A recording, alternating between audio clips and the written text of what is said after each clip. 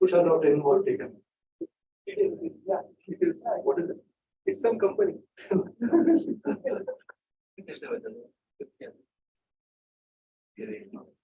अरे दक्षा सर्च करा तो पहले वो क्या था? It was better than okay.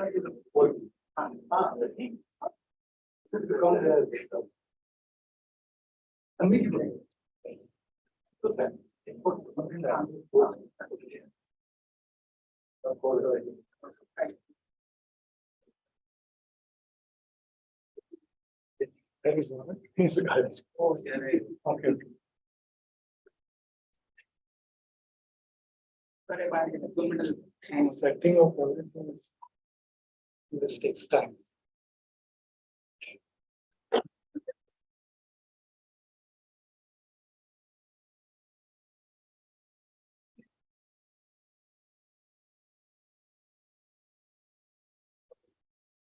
अभी सुनना पड़ेगा.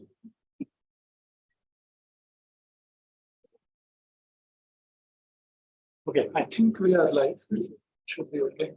This mic is on, right? Yes. I mean, you were hearing from that. I didn't. Yeah. Okay. So as long as that, then it should be fine. So it's a pleasure to have Varun here today with us. For those of you who have been in IUCAA for quite a bit longer than me, they would already know Varun. Is not an unfamiliar face at all. So just to give a brief introduction, Varun did his BTech from IIT Bombay, almost at the same time as me. And then he went over to Caltech to pursue his PhD. His advisor was Srinivas Kulkarni, and that is also a name that you must be familiar with, or at least many of you. During the PhD, he worked on this X-ray mission called New Star, and he was involved with it. And that experience is something that he also carried over when he came back to India as a Vaidya Rai Chaudhary Fellow here at IUCAA. So he was the lead for the CZTI ground calibration here. So after that, he became a faculty member at IIT Bombay, and he is an associate professor now. He continues his interest in astronomical instrumentation, and that's why working on this particular new space mission called Daksha, which we'll hear about today. Varun. Thank you, Suraj. So we forgot to say one part. Those who don't know me yet will soon have nightmares. So, okay. So I'm going to talk about Daksha, which is a nice rendering here, a proposed mission for basically to study the high energy transient sky. Okay. High energy sources, almost all X-ray gamma ray sources are transient and variable. And that is largely to do with the physics of how they usually end up emitting all of that radiation. Now, whenever I talk about Daksha, the key motivation for proposing this mission was to detect electromagnetic counterparts for gravitational wave sources.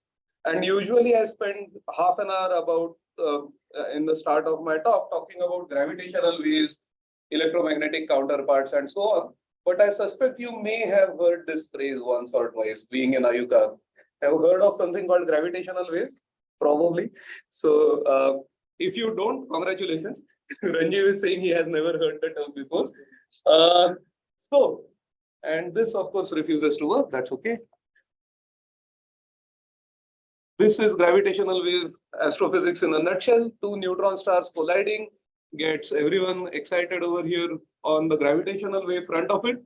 But the great thing about neutron stars is you actually have ground to stand on. It wouldn't be comfortable, but then when they collide, that surface actually leads to ejection of material, emission of light. So you have this disk which is formed here because of the tidal disruption of those neutron stars as they're about to collide. You launch a jet. The jet then interacts with any interstellar medium, circumstellar medium that might be there. You get emission all the way from radio to gamma rays by this process, right? And the detection, the animation here is something that was created in response to 170817, which was so far the only binary neutron star source that has been detected in gravitational waves as well as electromagnetic waves. Now, 170817, for a long time, about 4 years after its detection, people were still publishing one paper per day. As of today, there are 1,500 papers, with the largest one having 3,500 authors on it. Okay, so the thing about this source is that it was the birth of multi-messenger astronomy. On the gravitational wave side, gravity comes from mass. So the gravitational wave data is essentially tracing the mass of the system. It will tell you masses of the components. It will give you a rough position on the sky. It will give you orbital parameters, direction of angular momentum, inclination, and things like that. So broadly speaking, we are talking about geometric properties of the source. But on the other hand, electromagnetic radiation largely traces the surface of objects as opposed to the center of gravity. So from the electromagnetism side, you get to know things like how were jets created? What is the jet launch mechanism? What was the role of magnetic fields? How much material was ejected? And that is kind of sensitive to tracing the equation of state of neutron stars. What kind of nucleosynthesis happened in this, which is leading to late time powering of those afterglows. So to get the complete astrophysical picture, you want the gravitational wave information on one side and the electromagnetic information on the other hand. And that is quite important.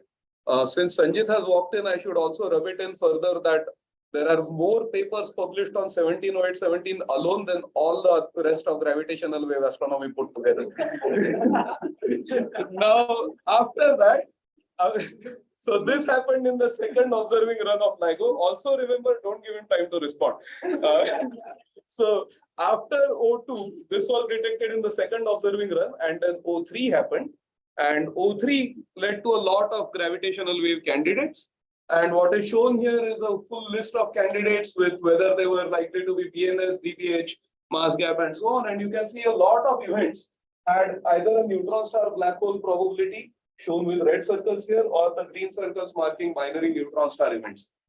So that's great. The first event in 2017, we got so much science out of it. What did we do in O3? We searched a lot. Okay, all over the world, about 1,600 GCNs were published about this. And as Sanjit is happily saying, this is what we got. So here are a bunch of maps. So these are what the LIGO all-sky maps are. This is what people do to you when they want to pretend that you succeed. Very large uncertainty area. But we tiled them. This is ZTS searches covering these huge localizations which are spanning thousands of degrees. So this one, for example, we covered 8,000 square degrees in optical. Now, 8,000 square degrees might not mean like much, but how many of you know Saptarshi, great there in the night sky? Right? That is about 250 square degrees. Okay, so this is 8,000 square degrees is the visible sky to you, horizon to horizon is 20,000. So you're talking about covering half the sky. A typical telescope, if you take the 2-meter telescope at Hanley or something like that, the field of view is about 0.1 square degrees. Okay, so with specialized telescopes, we covered this. This is follow-up from various cameras. This is DECAT in the southern hemisphere. This is Gattini. This is ZTF. This is Growth India covering the northern probability region. Even the Swift Space Telescope actually covered this one event. This is the probability distribution, and you see a large number of small circles here. Here is one for scale, and those were all Swift XRT pointings. And despite all of that, we got absolutely nothing. Okay, now that is worrisome. So you say what might have happened here.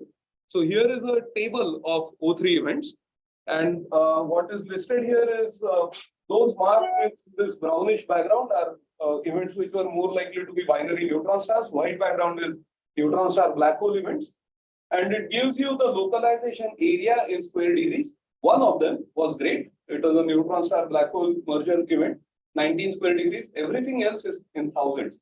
And these are great, 24,000 square degrees. That is essentially the area of the antenna pattern of LIGO. These are single detector events. And then you look at the distance column here, and that is where the problem is. 1708-17 was at 40 megaparsecs. Now, gravitational wave detectors actually measure amplitude. So the amplitude scales as 1 by r. In EM, unfortunately, you have to measure intensity, which is amplitude squared. So you lose as 1 by r squared. So a source which is at 200 megaparsecs, which is the closest or second closest among these, that is 25 times fainter. And that makes it extremely difficult. So if you take these numbers and scale them, if you say that every single one of these sources would have been exactly like 17 or 17, then how bright would they have been in X-rays, which is this column, optical and infrared? Okay. Just in the previous slide, if Virgo was as sensitive as LIGO, the localization would improve, distances would still be bad. this distance will be bad, but this localization area would not be as bad as this, right? I mean, Yeah, this would improve. This would significantly Yeah. improve. So there is another interesting thing here, by the way. So as you project for O4 and then the hypothetical O6, where all 5 detectors are operational, you always have a large number of very poorly localized events. Okay, if you talk of how many events are localized better than 100 square degrees, it improves as you add more detectors. But at any given point of time, majority of the events will have this problem. And that is because your sensitivity is increasing, so you'll detect things further and further away. At any point of time, you'll always detect more things at lower SNR than higher SNR. And that this problem is going to remain. Now, coming back to optical, typical telescopes go to 21st magnitude. Okay, 24th magnitude is about 15-20 times fainter than that. 31st translates to forget it, okay, because this is 10,000 times fainter. So this is how faint these sources would have been as compared to the typical searches that we do. Things will improve a bit when LSST comes online. When the Varun Observatory comes online, they can go to 24. So these maybe have a fighting chance, but still many of them will be too faint. In X-rays, this is in unit of 10 raised to minus 8 ergs per square centimeter per second. And if you look at the current observatories, Swift, Fermi, and so on, the sensitivity is typically few times 10 raised to minus 7. Okay, so the conclusion is that you need order of magnitude better sensitivity in both X-rays and optical. You could also call it Empire Strikes Back. We had few decades of saying gravitational wave observatories are not sensitive enough. And now the empire is striking back by saying, no, you are not sensitive enough to detect what we can. This is still going back to O3. O4 is now here. And O4 is ensuring that we get absolutely no sleep at all. In the first 7 days of O4, there were 8 events, one of which was retracted. By now, there have been 10 candidates. O4, the fourth observing run started on the 24th of last month. So very few days, very large number of events coming up. There have been 3 neutron star candidates among these. Okay, so lots of work to do, lots of candidates coming up. But then how do we actually follow up? If the current ground-based and space-based telescopes are not enough to find these counterparts, then what is it that... And this is basically what we need to do. We have to figure out that we need a network of instruments with high sensitivity, which are in the right place at the right time. So here's an example of an unfortunate story of AstroSat. AstroSat actually was bright enough to detect 170817. We would have had a 10 sigma detection based on the fluxes measured by integral and Fermi, and we saw nothing. Okay, and this map explains why. So this orange region is the localization from the Fermi GBM. Fermi detected this burst and said it is located somewhere here in the sky. This is final localization from LIGO. And if you zoom in, this is where the source was located. Okay, so the source was located somewhere here. Now, this circle is the part of the sky which was eclipsed by Earth as seen by AstroSat at that point of time. So when you're in low Earth orbit, the Earth occults about 30% of the sky. And with AstroSat, we happen to have Earth occultation. Unfortunate story. All the good GRBs have been missed by AstroSat. Okay, 10th October 22, sorry, 9th October 22 was the brightest GRB of all time ever. So bright that people monitoring ionosphere detected it because the ionization of the ionosphere changed. Okay, and where was AstroSat? Either wrong side of Earth or in the South Atlantic anomaly. So we have unfortunately had more than our share of bad luck. Fortunately, not everyone has bad luck. Yes. Well, would it have localized? If we are, so okay, part of this which I didn't tell is that we actually could halve the GBM localization just by our non-detection. So we said if it had been here, we would have gotten a very strong detection, so we could halve the search area. AstroSat itself does not have localization ability for off-axis transients as of right now. One of my PhD students has a paper in prep where we have just managed to localize it.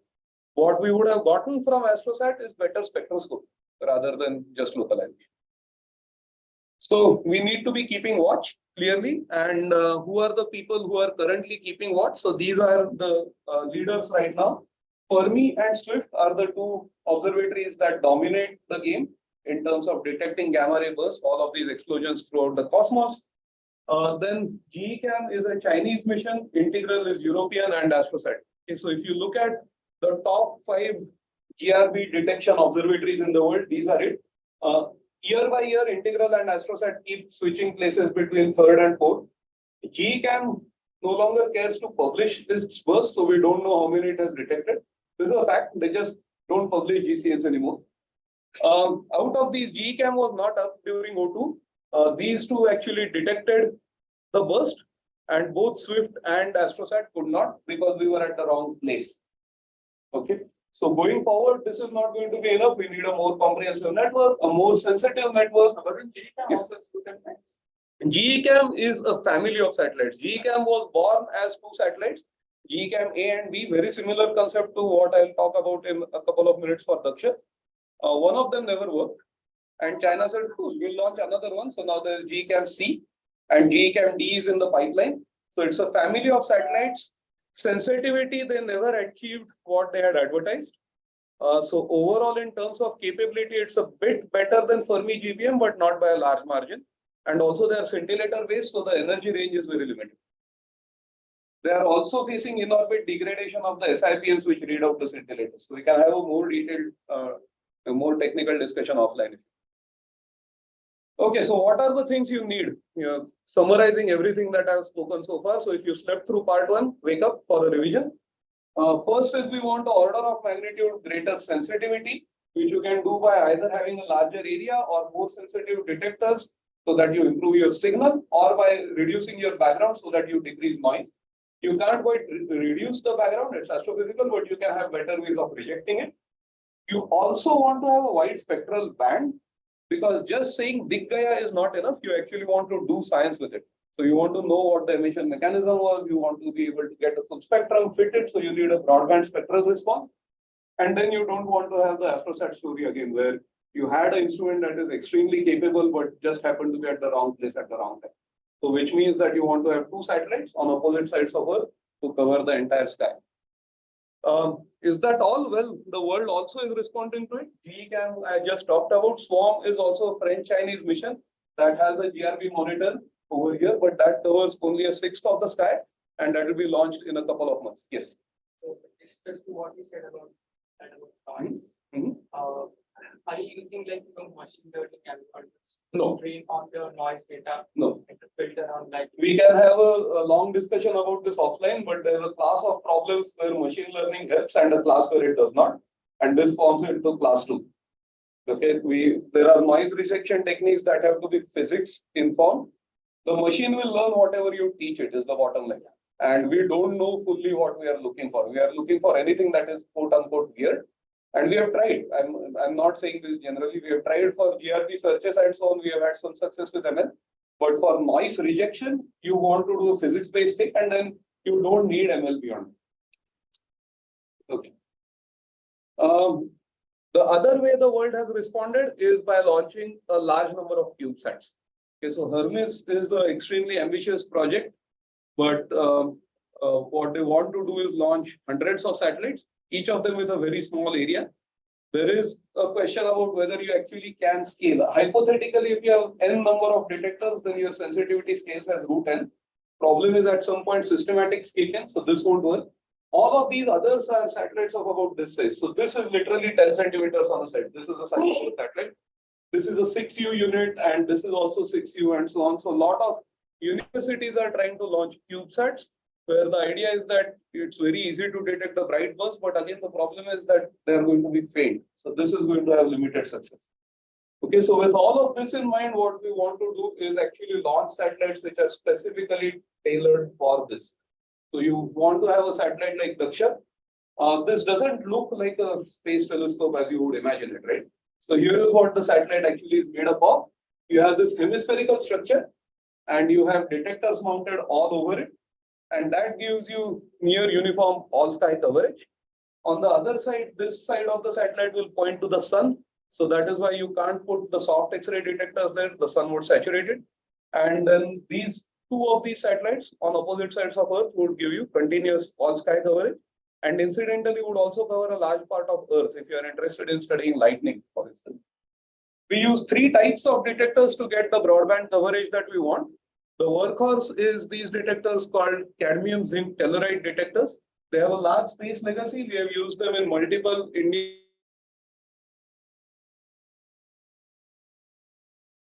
Those are the medium energy detector packages. 13 of them on this quasi-hemispherical surface, 4 of them sitting below the satellite. And together that gives us a nearly uniform all-sky coverage. This is where we have extremely high sensitivity, extremely high effective area. And they cover the range from 20 to 200 keV. To go lower in energy, we use silicon drip detectors. These are mounted in these packages here, and they cover the energy range all the way down to 1 keV, and they give good overlap with CZT. So the idea is that your spectrum can become a continuous spectrum. Yes. So from where do you get your electronics fabricated? We have designed the electronics all in-house, and they'll be fabricated by standard space approved vendors. Anand Tech currently, for example. And then for high energy, we have standard scintillators, sodium iodide scintillators. Those are actually located in the center of the dome. Why? Because high energy photons will go through the sides anyway. So they still can detect the high energy photons that we need to. They will cover from about 100 keV to 1 MeV and to actually greater than 1 MeV because the effective area just drops off slowly. There is no sharp cutoff over there. Okay, so together this gives us the broadband coverage. It gives us the high sensitivity thanks to the large effective area. Pixelated detectors allow some noise rejection. And here is the effective area over the entire sky. The median value for a single satellite is about 1300 square centimeters.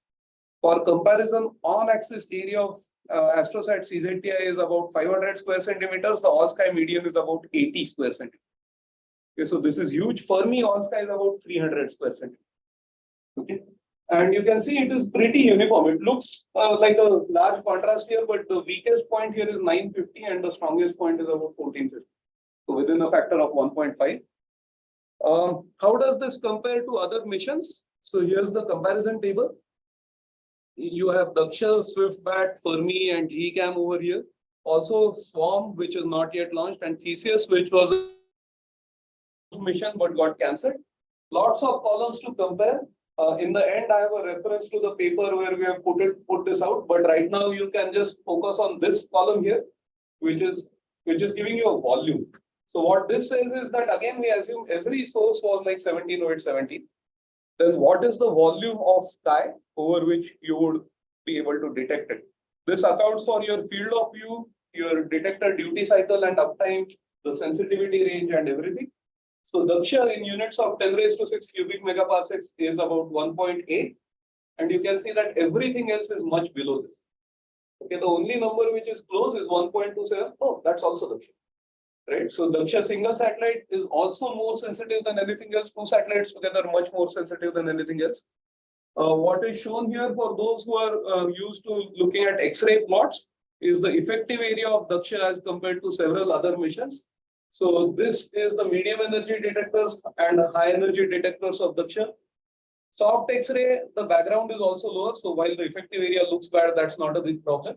For comparison, this here is Swarm. Over here as well, this is Swift-BAT, and then here we have Fermi. Okay, so effective area is much higher even on a log-log plot as compared to Swift or Fermi. The total volume search is also great. And then what can you do with it? Well, you can do a lot of science. The base design was made for detecting explosive transients, but by far that is not the only thing we can do with this. Okay, so I have broadly grouped this into multiple science themes. And I'll cover a few of these science cases today.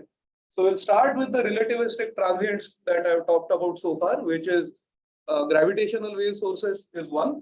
But in addition to that, you also will be doing great science on gamma-ray bursts. To date, all satellites put together detect somewhere around 300 GRBs per year. Daksha alone will detect about 750 per year. So huge jump in that. Now you would think that the excitement there comes from detecting fainter bursts. Yes, of course, that's one part of it. But there is also immense value in detecting the brighter bursts much better. For example, what we typically do is when we observe a GRB, I'll come to GRBs actually in a moment. Let's seal the deal on gravitational wave sources first. So far in comparisons, I've been saying, let's assume every source was like 17 volt 70, right? And I'm a high energy astrophysicist. One data point is good enough for me, but might not be good enough for all of you. So you say, okay, what are the other theoretical models possible? So in this plot, we've considered 8 different theoretical models, which account for different jet structures, luminosity functions, everything. And on each of these models, so suppose we consider a Gaussian jet model with a Wanderman and Piran luminosity function going behind it, then Daksha would detect these many events per year. And then this red thing inside shows how many Fermi would detect, and the green one, tiny one at the center, shows how many Swift would detect. So what this plot shows you is no matter what model you are considering, the Daksha axis is always much larger than these other axes. Okay, and we are doing something like 8 times better than Swift on various models and 12 to 15 times better than Fermi. Okay. Another very interesting part is that we can do sub-threshold searches. So suppose, LIGO has a certain SNR cutoff saying that network SNR has to be say 8 for it to be called a detection. What if there is a 7.9? Okay, then as far as gravitational wave detectors are concerned, that's a non-detection. But what if there is a 7.9 event with the associated GRB? Then you are actually changing the prior for the gravitational wave search. You are saying that you can search for data only consistent with this direction, only consistent with this time, and that allows you to drop the false alarm rate. So it allows you to drop the SNR requirement for your searches. And we have done very basic calculations about this. We do want to go about it in greater detail, but basic calculations show that the PNS rate with joint detections can improve by a factor of 2 or even maybe 3 in the most optimistic case. So that is another great area that will open up. Here is the GRB thing. For GRB spectra, gamma ray burst spectra, we fit a phenomenological model called a band function. Okay, what you would want to study about these sources, what you really want to know is what is the underlying physics of the emission. You want to know whether you are getting synchrotron emission or whether there is a power law component from something else. Is there a thermal component at soft energies? There has never been an all-sky soft X-ray monitor, ever. Okay, there are scanning monitors which look at parts of the sky and cover the sky in a full day. Daksha is the first time where we will actually be able to get spectra from 1 keV to 1 MeV for GRBs. And for bright GRBs, our effective area is so large that you can actually take the burst, break it into 100 different sections, and do a model for each of those sections. Now imagine there is a burst where, suppose it was a pure black body, and the temperature is changing with time. Okay. Over the burst, in current instruments, you have to fit an average spectrum to everything. Of course, that's not going to look like a black hole. But now, if you could slice that data very finely, example of this is the X-ray burst, photospheric radius expansion burst, which are fit, where the average spectrum is meaningless, but if you fit it, you can see a black body evolving with time. So like this can be done with Daksha, and we actually have response files available and simulations done which show how well this can be done. GRBs we have studied for almost 50 years now. Okay, and we understand quite a bit. We have started with order of 100 GRBs, 100 even theories, and then we ruled out most of them, but there are some theories which are still left, which we can't distinguish between. For example, the details of the jet, whether it is synchrotron emission from ordered magnetic fields or random magnetic fields, or whether we are getting primarily quantized emission, details like those are not understood.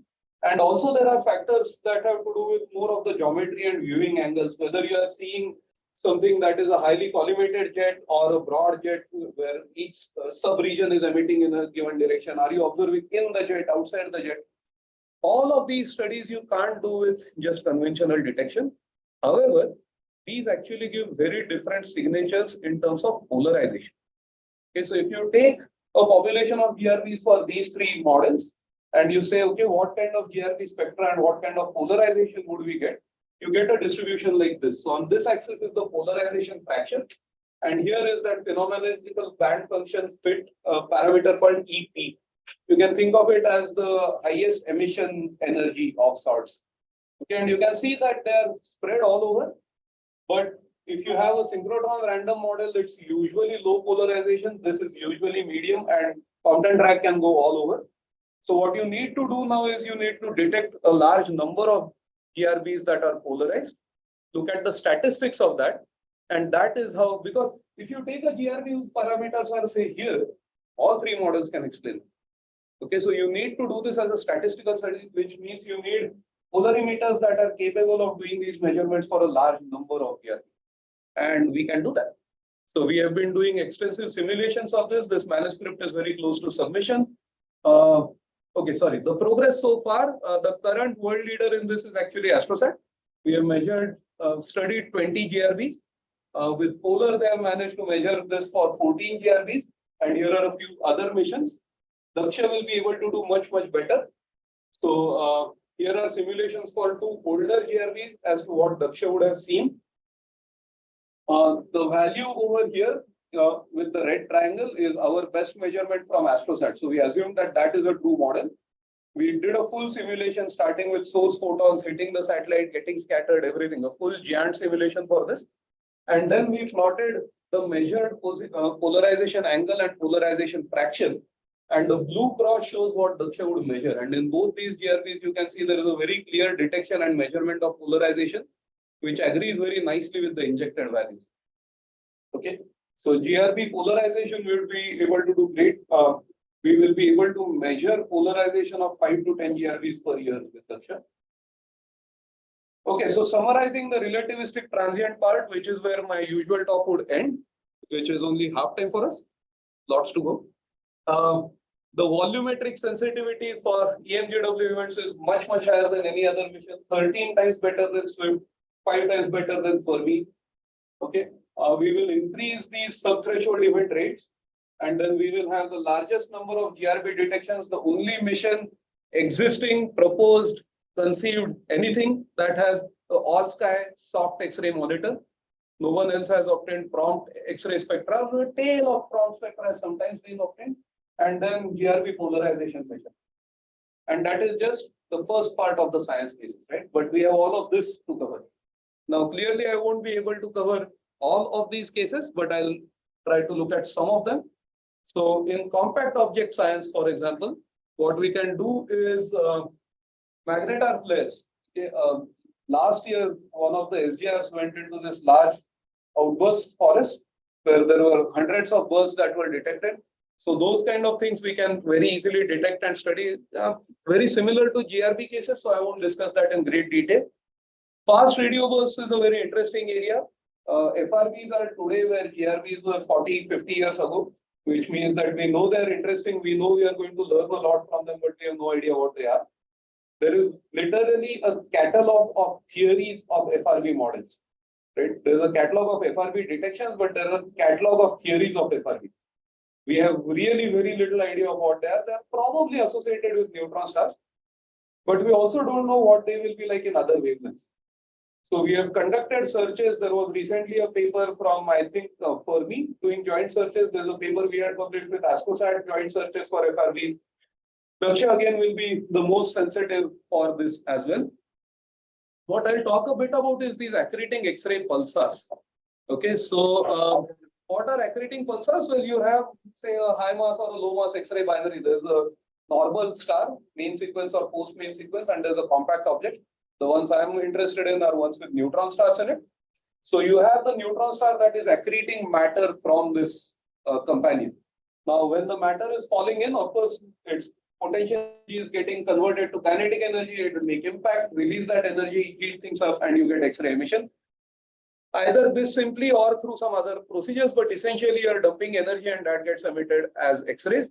But it is also carrying angular momentum.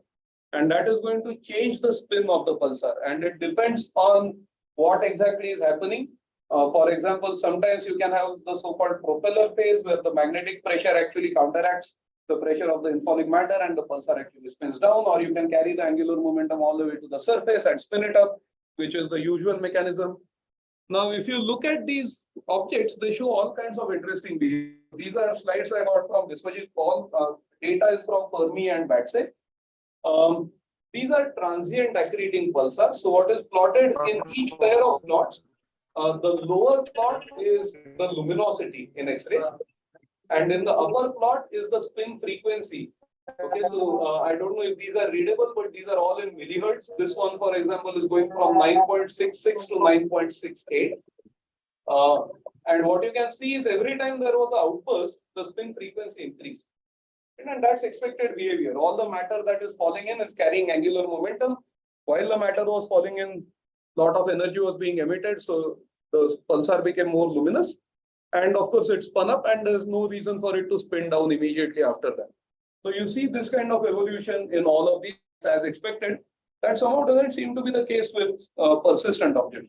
Things which are, so these are now persistent ones, things which will remain at more or less constant brightness throughout. And you can see that spin, which is not outburst. Now, to understand these kind of things, you need to take pointed observations of these objects, but you can't predict when this is going to happen. And also, again, you need to statistically have a large sample of all of this to see when the spin up was happening, when the spin down was happening. Now, measuring the period of every object is a very time-consuming affair. You need to take individual pointed observations typically of each of these. Then you get your X-ray light curve and then you search for pulsations. That is not sustainable. You can do it for a bunch of objects very painstakingly. But what if there was a shortcut? What if you could magically just get spins of all these pulsars at all times? Okay, so a pilot project like this has actually been done here by Anusri, who was Dipankar's student. And what they did was, using AstroSat data, they actually took non-pointed observations. So AstroSat was observing some other source, and then based on the known ephemeris of pulsars, they actually searched for pulsations in CZTI data. So here is crab. This is when AstroSat was directly pointing at the crab pulsar. This is the kind of light curve you get. And when AstroSat was looking at random objects, you managed to get exactly the same pulse shape. Okay, and what is happening is that even from the side, photons are coming in and hitting CZTI. And you can actually now, because you know you can fold data, all the other random noises cancel out, and you can detect this. And here is PSR 1513 minus 5908. Again, pulsations detected in two different energy bands. So clean detections have been shown here already. And now this is with all sky effective area, median effective area of about 80 square centimeters. Daksha is 1300, so we can do much, much better. So here the simulation by Biswajit Paul and one of his postdocs. What is shown here is the pulse flux, and this is grouping pulsations over 2.5 day periods. These are measurements from Fermi GBM. And we took them and simulated the same source as it would be detected by Daksha. So detections are clear. Way down at the bottom here, you see two lines. These are the 3 and 5 sigma sensitivity limits for Daksha. Okay, so you can see that there are very easy detections possible. We've done it for a whole bunch of sources, and essentially all these accreting pulsars that Fermi monitors, we can get all of them very easily, which means we will be able to get a lot more. Okay, so continuous monitoring of pulsars is what will allow us to study the accretion details there and the spin up, spin down physics of all of these objects. Yes. What is the level sigma detection for these ones as compared to the I don't know for individual points what the Fermi SNR is, but you can imagine that somewhere here is going to be the 3 or 5 sigma floor for Fermi, because you don't have a pulse fraction going below that. I have put only one plot. I looked at dozens of these, and nothing comes close to this for any of the Fermi. Okay, moving on to the next class. Let's look at Sun and Earth, coming to very local sources, starting from GRBs. So what can we study here? Well, the first thing that I've marked here is actually terrestrial gamma-ray flashes. This is quite interesting. High altitude thunderstorms, okay, lightning. Basically, you have free electrons, you have a little bit of magnetic field from the Earth, you have plasma, you have all the mix for producing X-ray gamma rays. Okay, and these are produced in sub-millisecond bursts called terrestrial gamma-ray flashes. Occasionally, atmospheric science community has tried to launch dedicated instruments to measure these. One of them was an instrument on the International Space Station. Now, the problem is space station has an inclined orbit of 60 degrees. and thunderstorms mainly happen in the equatorial belt. So it passes over the thunderstorm area very quickly, spends a lot of time in high latitudes where there's nothing and turns back down, and the effective area is much lower. So I was actually attending in a conference a talk by a person who was saying what would be the ideal mission for detecting TJs, and I could not have made a better match if I had bribed him to say all of those things. So we need 1000 plus square centimeter effective area. We need high time resolution. Daksha has microsecond time resolution. We need non-pile-up detectors. We have zero pile-up. We need hard X-ray range to gamma ray range because that's where the most flux is. That's where we are sitting. So it's an ideal TJF mission. Okay. Again, we have started a proof of concept study using AstroSat. So great thing about Daksha is that we are building a lot on past missions. So with CZTI data, we have started a pilot study where what we have seen already is that when CZTI, so the way AstroSat functions is this is Earth and I'm pointing to object there. AstroSat does not reorient itself during the orbit. So in this part of the orbit, I'm looking straight down at Earth.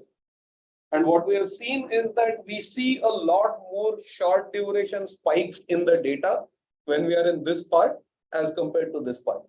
Okay, so this is very early indication of detecting TJs. I wouldn't claim it to be TJF detections yet because there are a lot of cross checks that we have to do. But the difference between the data here and here, the number of such spikes is so large that we are quite clear that it is something happening outside the satellite. Now, whether it is lightning flashes or whether it is some other effect that is going on, we are still exploring. Okay, this is what I will look at. Earth monitoring, I'll say very briefly. We've historically since the start of humanity used the sun to monitor Earth, right? We look around in daytime. And that is optical light coming down, scattering across things, and that tells us what the world around us is. Same thing you can do in X-rays as well. So the sun, so Chandrayaan-2 orbiter, for example, has a module called XSM, which monitors the sun. And the idea is that there's a sister unit that is pointing down at the moon. When the sun emits a flare, those X-rays will strike the moon. Elements on the moon will fluoresce because of that, and you measure the response to that. You can do the same thing with the atmosphere. And what kind of response you get from the atmosphere depends on the concentration and the height distribution profile of these elements in the atmosphere. So we can actually monitor that because when Daksha is between the sun and Earth, the soft X-ray detectors are all pointed at Earth, which is where all these fluorescence lines are. So let's look at solar flares in a bit more detail. Okay, so this is what the two Daksha satellites will orbit like. Okay, the hemisphere is always pointing away from the sun. This is for thermal design considerations. But that means that 4 ME packages which were sitting under the satellite are continuously pointing towards the sun. So what we get as a result is that in hard X-rays, we have full continuous data on the sun. And this is 2,400 square centimeters collecting area. Gracie was a very successful sun observing hard X-ray satellite. I don't remember the number, but our effective area is a factor of few larger than that. So you'll get the most detailed studies, most detailed hard X-ray spectra of flares on the sun. This is great because that again tells you about particle acceleration mechanisms, whether you are getting magnetic reconnection is responsible for launching those flares. What is the spectrum of the flares? What is the number spectrum, the actual energy spectrum, and so on. So all of these measurements are possible with a satellite that we designed to look for gold created in neutron star mergers. Right? Neutron star mergers create all these transuranic elements and lanthanides. The last set of science cases, well, you would think that, okay, sun ho gaya, earth ho gaya, sun ho gaya, what else? And well, we can actually do a whole bunch of things. I'll talk about a few of them. One is, so we were saying, okay, अरे Daksha से कुछ cosmology करना चाहिए, मजा आ जाता है, and not really possible, right? And then Surup came and said, in a very characteristic, well, actually, you know, and that is where this started. So you have gravitational lensing. I'm sure everyone has heard of gravitational lensing. And the diagram here shows that, well, there's a distant galaxy, there's some massive object in between, and then these rays of light, which would have gone straight, are going to get bent because of that. And you will see 2 images or more images. You can see 4, you can see Einstein rings, arcs, all sorts of things. Now, the 2 images have, based on exactly how the light travels through this potential, will have different magnifications. Okay. And different magnification, we usually think in terms of different image sizes, but it also means different intensities. So I can now take this entire picture and say if a GRB blows up here and I have an isolated black hole along the way, again I can get lensing. Of course, there is a chance probability that you would have to calculate. And then what you would see is that you would get two images or two detections of that GRB with different amplification. Now it turns out that the light travel time is almost the same, so that doesn't help. But we actually have two satellites. So if these paths are slightly different, if you intercept them here and here, the two satellites will see slightly different magnifications of the GRB, which means the same GRB which will give you two different intensities. And that is a telltale signature that it has to be lensing. Of course, it would have to be a strong enough signal, so you need to do detailed calculations. So where is this interesting? So this is interesting for primordial black holes. Okay. So this on the x-axis here is mass of primordial black holes. And on the y-axis is what fraction of the universe could be made up of those.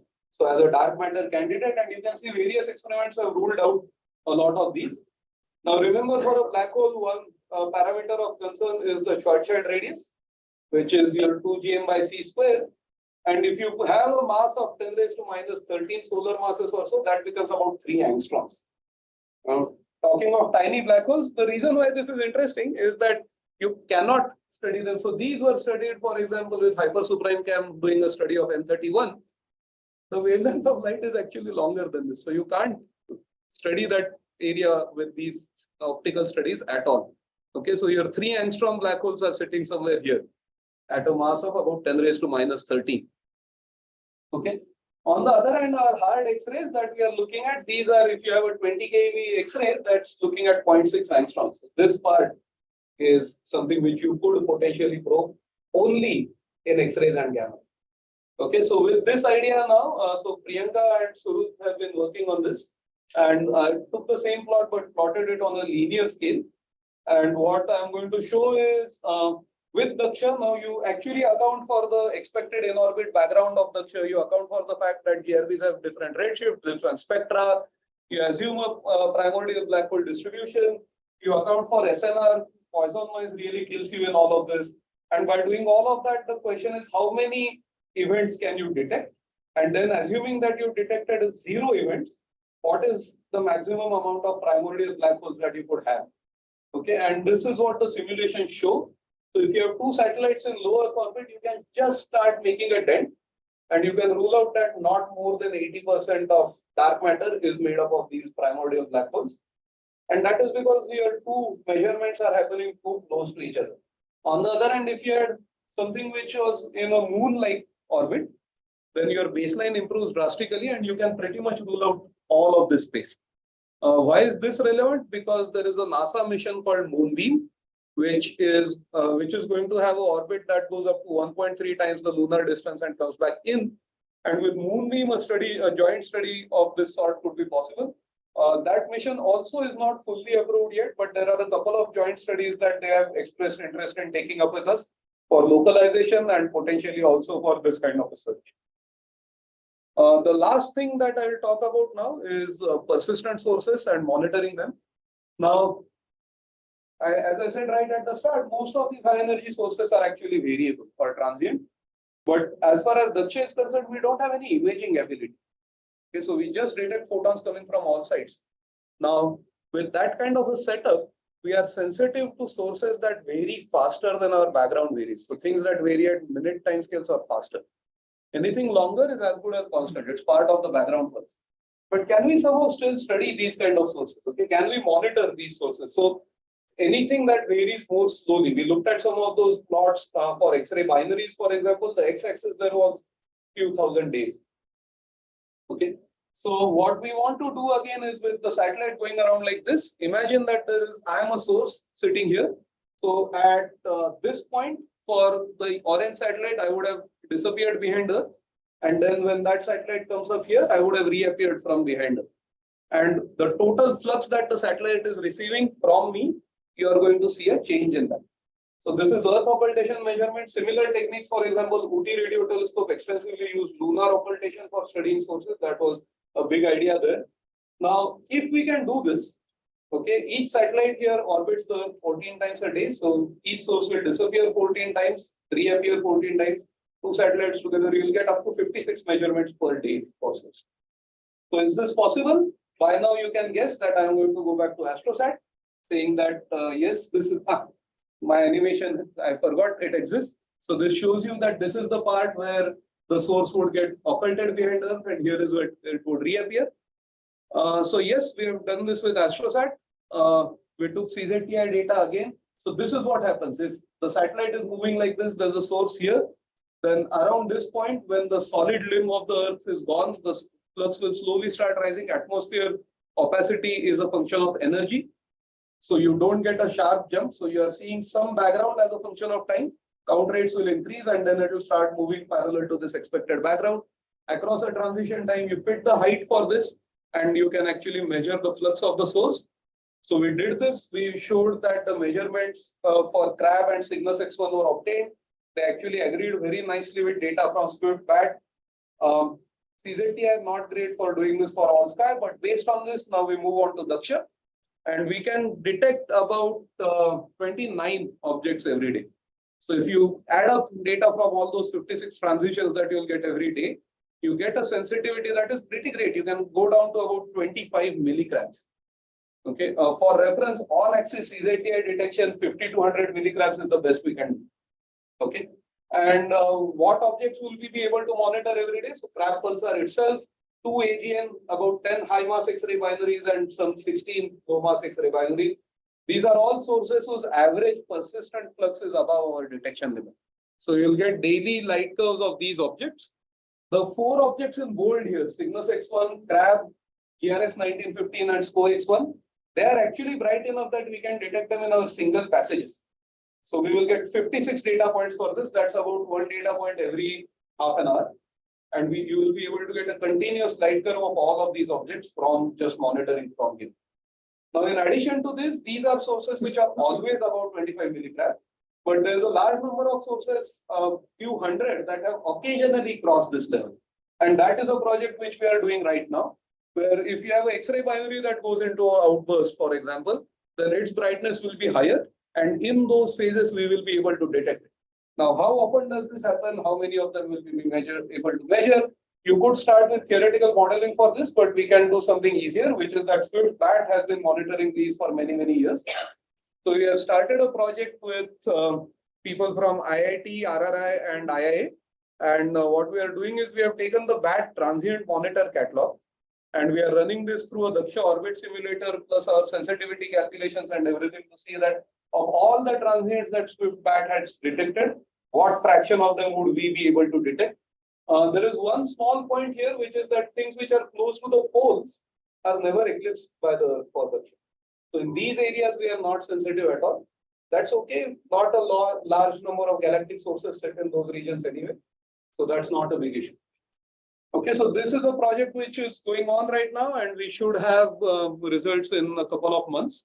And we will hopefully look out for that on archive. To wrap up, Daksha has synergy with a lot of other experiments. For example, in high energy, of course, there's synergy with AstroSat and a bunch of other global resources like Moonbeam or the Hermes network that I talked about.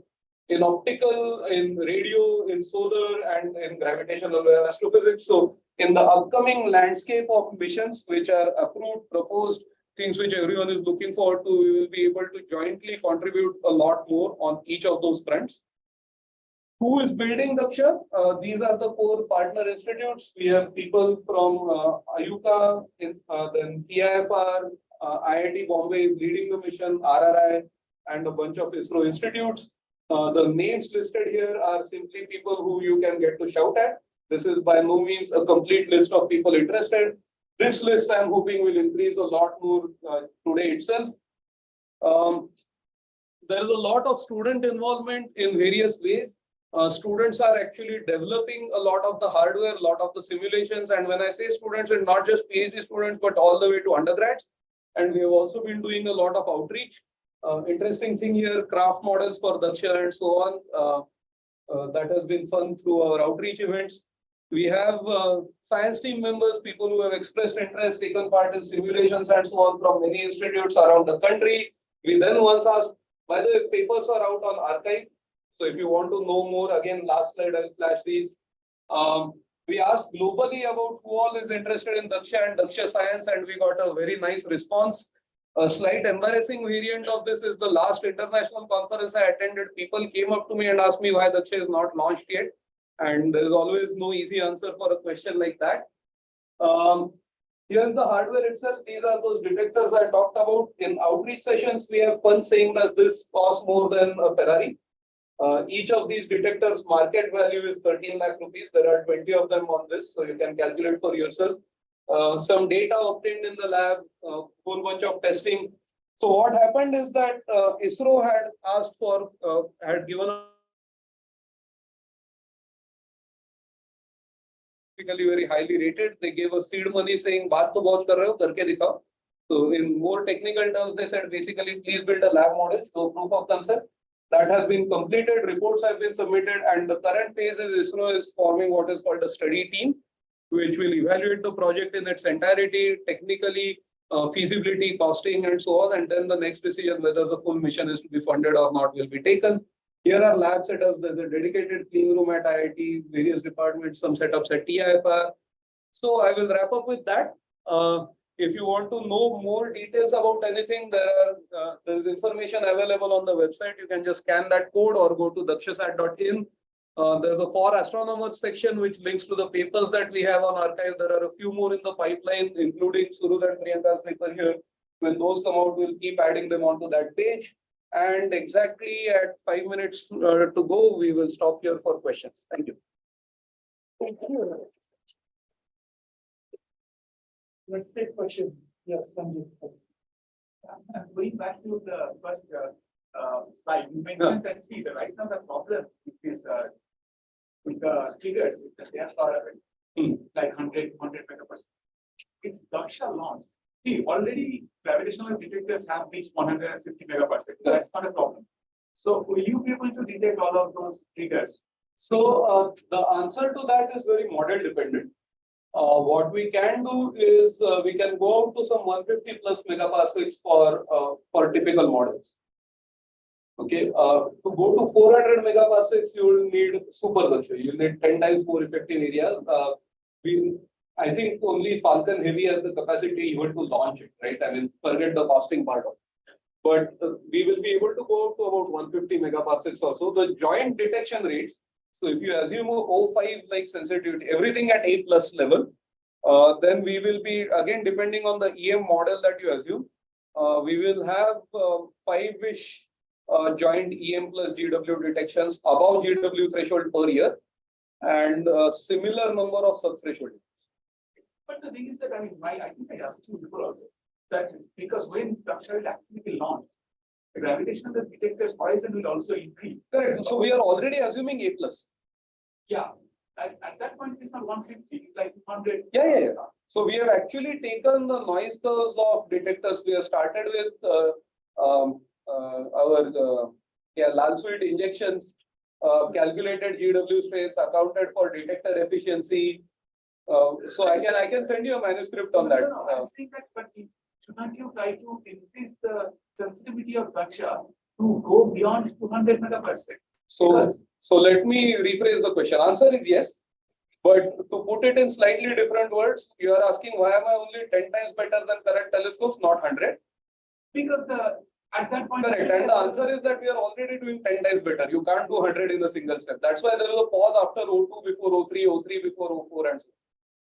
You can't directly take such a large leap. It's technologically feasible only through brute forcing, and that because we are coming relatively close to just physical limits of Poisson short noise. Right. No, but what is the worst case? Like, what is the model dependent 150 megapascals you can go? What is no, that's why the range is like worst case we will get 1 joint per year, best case it process 10. Yeah. But see, worst case is very figurative. Now all our models are anchored to one data point.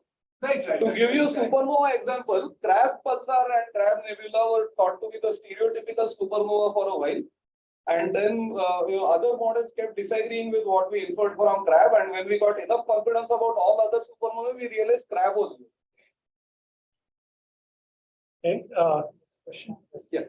It's like NASA has asked for like archive How big is the archive of this? ISRO's archive is called ISSDC, Indian Space Science Data Center. It's quite large. Just AstroSat CZTI raw data is 10-ish terabytes, I think, right now. I think, what is the total data volume from AstroSat so far? 100-ish TB probably.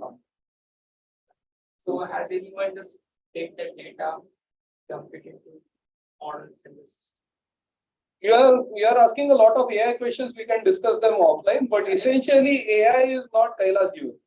Okay, so Kailash Jivan is kuch bhi ho jaye, Kailash Jivan laga to ho jata hai. AI doesn't work that way. You have to very carefully frame your questions, and for certain classes of questions, AI helps a lot. But to continue the answer, various groups have tried various things, and a large fraction of the data are open. So you are also welcome to attack them. Present list of science transfers. So I did not find any millisecond process. So those science. The intrinsic millisecond pulsar that are known, the what 7 samurai or whatever, are just too faint. You would have to integrate too long to get them. I think there is probably scope from Fermi millisecond pulsars that have been detected in gamma rays. We have not done a study yet. If you are interested, we can talk about it. So, I have one question regarding the timescales for binding neutron stars. So that here that Daksha will help. Right. What I think would make for a very nice science case also is if people look at neutron star galactic mergers and their counterparts. Yes. So in many ways, that is a sort of a holy grail, yes, because we don't even know what mass ratio very model dependent and we give a counterpart. So if you could show that Daksha will significantly improve your chances of seeing an NSBH with a counterpart. So I can give you a detailed answer on that. So the binary neutron star plot that I showed with 8 different models, right? That was already quite a large undertaking. So what we did was we went and got a bunch of leading theorists, Paz Beniamini, Kentaro Kezaka, and so on, saying that let's try to figure out what exactly happens here, right? And we took a whole family of models, not just their own model. And we had to do these simulations, as I said, starting from gravitational wave data coming all the way to EM, to figure out what the fluxes can be. Okay. The problem with NSBH models is that there aren't any reliable predictions in high energy at all. They're all over the place. Right. So, and theoretical modeling is not my area of expertise. So if there is a model that you know, your own model or anyone else's, if you want us to run the numbers, we can easily do that. We have the framework for that, but the instrument team doesn't have the expertise to run that. So that is the bottleneck, right? Correct. So what I'm saying, I agree. In fact, that's one of the reasons why we want to detect the NSBH which is undefined the first.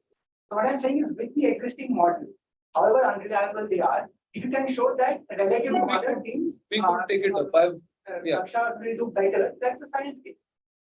See, Daksha will do better wala part comes easy actually, because if you look at some of these hard X-ray models that we have used for BNS, some of those groups have said that the models depend only on the total ejecta mass.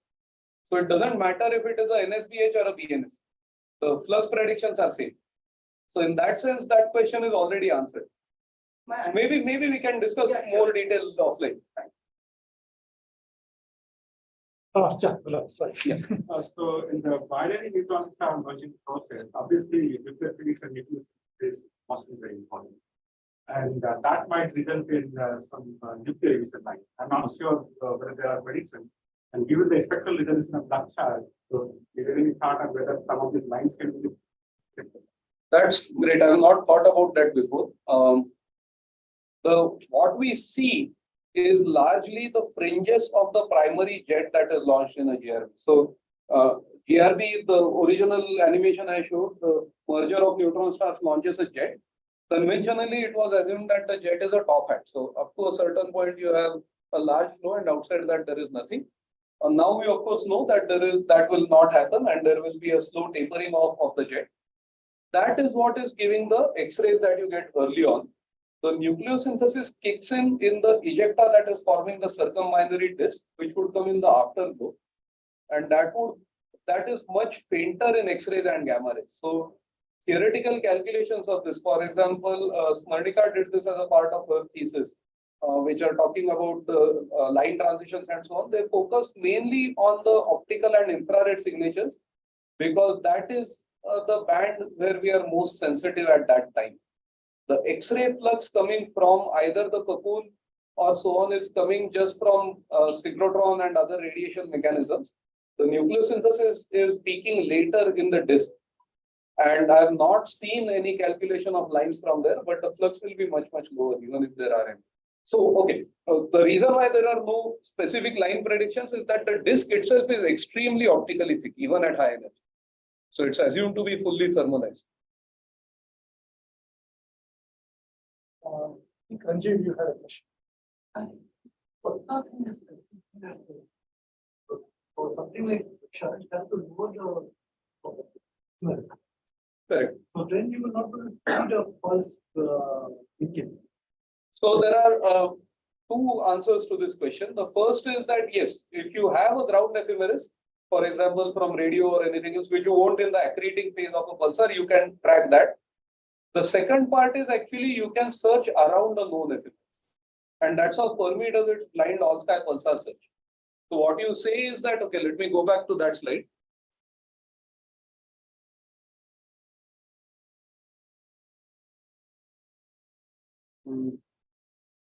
So if you take this source, you say that, okay, the frequency typically was something like 9.66 millihertz.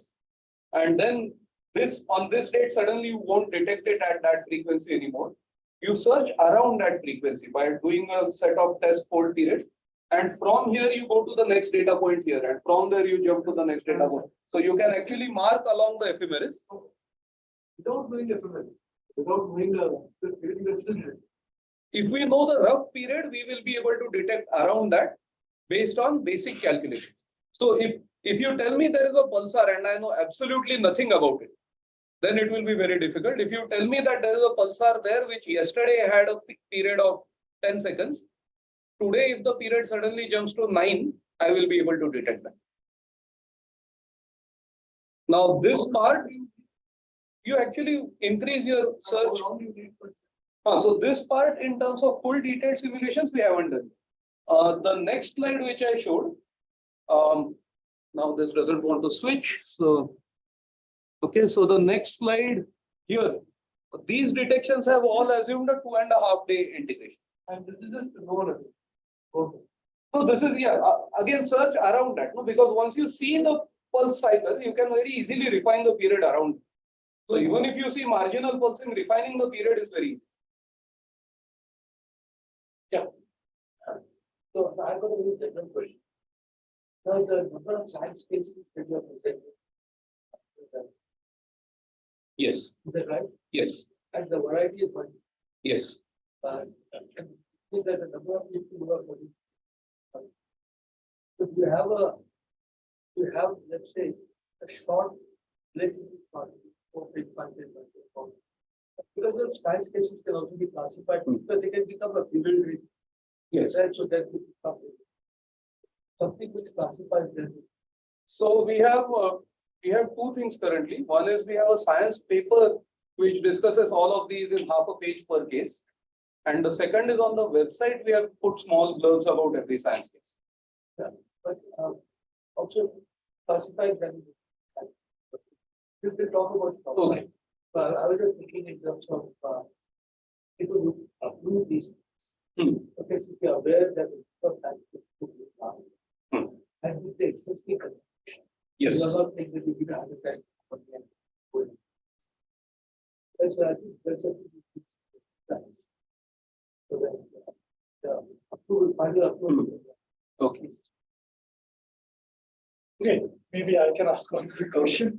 So the effective area for Swift-Bat and Daksha is roughly the same. Yes. In that intermediate energy range. So what exactly is driving that? I mean, is it So the like it's physical area is similar. For Swift-Bat just has a coded mass that limits it to about I think a ninth of the sky or something like that. okay? Roughly 10% of the 10-11%. So I mean, it's not like the sensitivity improvement cannot be made, is it? Like in terms of the detectors themselves. or is it just the area basically? This is at this point, so our detectors are slightly more better in terms of noise performance probably, but largely what dominates is the physical area. And the reason is that if you look at the total noise budget, the electronic noise from the detectors is already negligible. So our dominant noise source is the cosmic X-ray background. So it's the sum total of all X-rays emitted by everything else. So there's not a lot of magic that you can play around, including, for example, ML searches, because a photon does not come with a return address. So there's just a photon detected on the detector, and you can't do anything after that to classify where it came from. So that just becomes your continuous background. Okay, I will ask more later. With that, let's thank Varun again for this interesting value. Thank you. In the raised hand from Zoom.